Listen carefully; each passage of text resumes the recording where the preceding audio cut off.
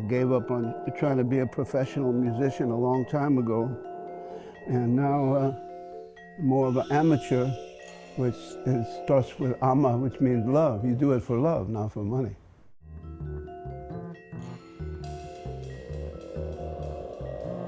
When I got to join that band with Swallow, Moses, and Gary, it was unbelievable for me. I mean, that was really like joining the Beatles or something like that.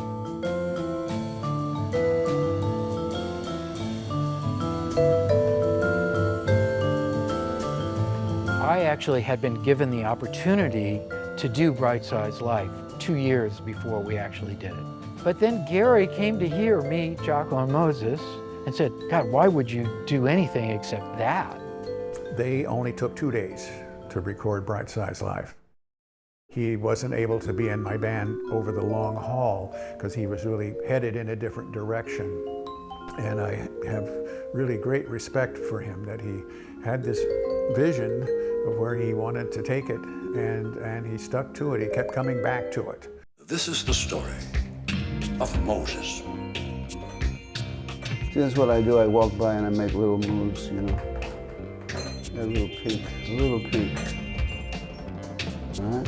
Yeah. Oh, yeah, that's good, right? Better, right?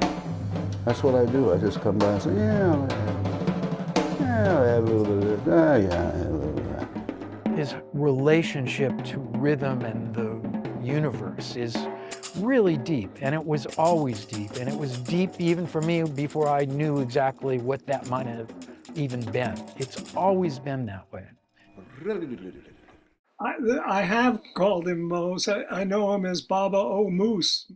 He's perceived as an iconoclast, and rightly so. He's upended all kinds of norms.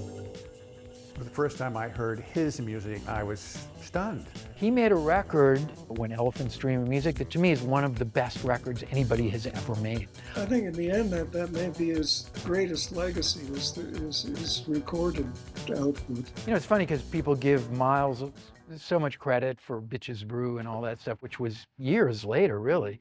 I mean, by 1966 and 67, Moses and his posse of people were already there, or the Free Spirits.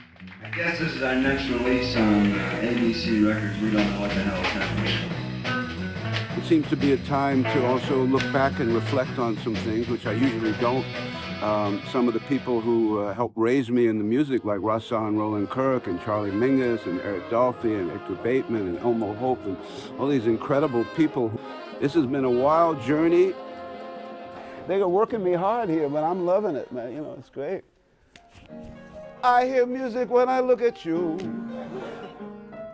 The intention is to go visit New York and shoot me in front of some of the buildings that I grew up in, where I lived in the same building with Max Roach, Abbey Lincoln, Art Blakey, Elvin Jones, and Russon Roland Kirk. That was a wild building. I think it's the right time to do it. I'm getting, you know, towards the end of life.